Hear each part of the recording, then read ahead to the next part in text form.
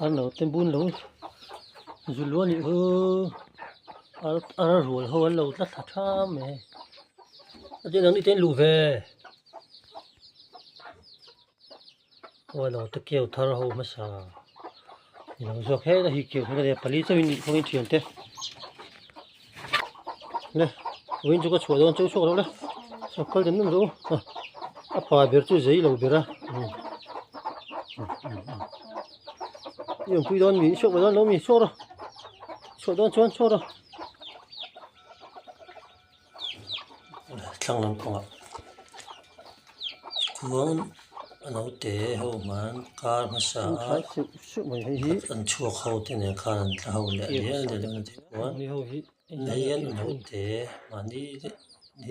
đi upa cho anh lên dài thả này để anh ta đi lấy upa này chúng hiền thả hiền này sĩ thì khop mê lên này hiền áp lực tính tổ thế hậu sự tiếng các anh chua khan là in phần mà sao bây giờ vụt lại iskud bulvel lấy lúng vel haya anh in tin phật vel nu man tia hay ngan au te ho te apa chal lian te le apa tuai te ho hian lai hi vuk le khom man deuh lai kha hei kho te han tui hula ro deuh chuan ani tan chuan chet na nuam tak ani hi ei an in bual ve niang chu ar bual ani hi a hmun hi in bual khila hin o tho man hria helai a hian china quan deuh thak wa nhiều lâu về tu tiên ông về chỉ na sava lòng thóc te hiện trẻ về đuổi chuyện này hay là hiện bắt chân về hiện nó hết chỉ về ra hiện là chăng à lại mi bắt tiếp pani hết chú tua hiện nhé lại hi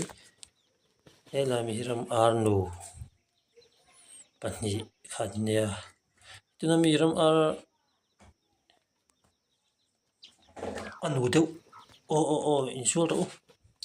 sure nó đâu sure tum tu mi ho anu te ko ama ang dep tha ko a roya anu nge pa yan na shet lawa ti ho chong kar thum punat ting lawang to kan ni na velan ni hi tin an thla hi an thok thui thei to riaw ni yin te na wang ya ti chuanin an ma ni in sa senga toin thui tak an thok ve the ni han moi khopa he patoi te hi anu te ne anu la ne na he bit hi unau panin ya unau te le da hian an nu no hroi kha ti hian no te ko an bo puya te ho ni an ma ni bo na turang chun hai khor ve ne khop mai helai vel hi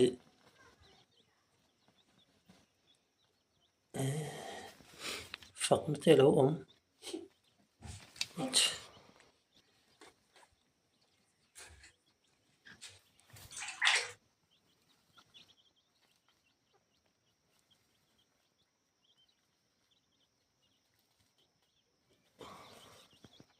nuam hin ti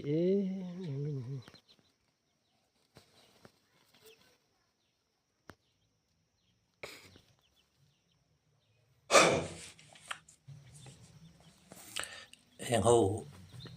te ho hian apa a sen tur hi an om theng mo ga te ma se mel in hian an om mel lo tuk anu hi an chun mel ri an lo hian nai ton na hriat mai ri dawa anote ron len hun hi ap enge an rong tur hria cha om viau maya a se kan ri thei don si ri dawa tu na chuan heng ho hi chol kar thum ve ani o chol kar thum ania te ho khani li ninga ang vel ania etia thla han ni hian an chak ang reng khawp mai a han man tum mai pawh hian man hlih theih a ni tawh lo dingah chuan anmah ni hian duh na laiah an thlawk kang sang thei zanah pawh hianin a kangah deuh ngat hian an riak thin a ni ena ku laia apa var dum a nghawng var a tak dum deuh hu a pa nen hian a patel nen hian a in tai thina a um a hu vulh peih te an awm chuan lei a lo vulh peih man ve deuh a lei thu tan pawh a man ve deuh pun tih lo dun awm chuan tih rala thei anga a chan chu a pa hian a pa lian a ram ar pa ber hian a renga a khawngah i thlak la tuka hian reilo te chu an la tha viau mah sila a khuang tan tir ve thaw ania hei ani hian hei hian a thina inchhungah hian a tan fuk na tur te hi zawng ruai thina khawngah i thlak ve tawh em a ani lah hi a in tipa ve khar khawp mai a anu a dum pakhat niang khuanin lo vulh ve peih te awm chuan lei kan phal kan ti mai dawn maw ni merawh chu tian an tla sep han hmuh te nuam ve em mai a anmah ni sahim na tur tiin ti hian a naute ho chu kan la dah khawm tharia pawnah la chhuat tir lovin khung ho khu heng ho heng te pahnih hi a pa tute ni hlau sila ani ve thung ngen a pui hian hei pahnih pali panga lai chu lo pa hi a awp keu tawh lo dawn nge mani a awp a reh ang reng tila ar hian ni som hnih pakhat an awp a hengah hian ang kak lil dil a rawn mute nge ni helo sava a rawn thlawk thut chumi chuanin a tip rak na sava pakhat phei chu hei thingkunga fu deih mai a ani hian a ko dawn ni khuang la nge a ka tih dawn a thian ti thlawk lo tak ha khuangin awm tih na ngai changa a ko lo ani anu pahnih le a pa pakhat kha thlawk ta phut tur ringaw tan rak vak a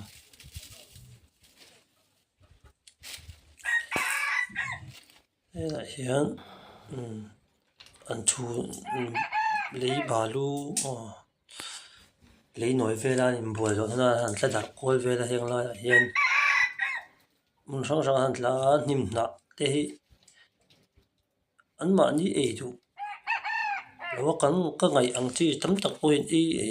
tlem hian an chu kan chuk hlek a chitin hi chun an ei men ka hria tam deuh chuan an ei lem lo a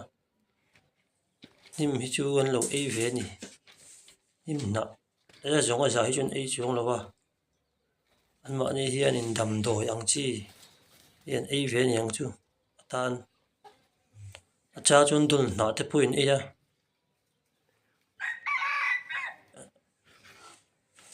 ma khawp mai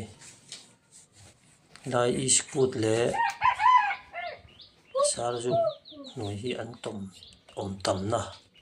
ania chu zan lampangah zan mu khian a fatek a chip khuang mek ani hi pasen toy te hi awm ni pahnih te din lo awm a zanah hian ti hian an riak khawm lo a a hranah ti hian an riak ve a chuan helah hian naute ho a pui leiah an awm a hi a tuam sak lo cheu a in awmna lai hi in ṭel leh vakang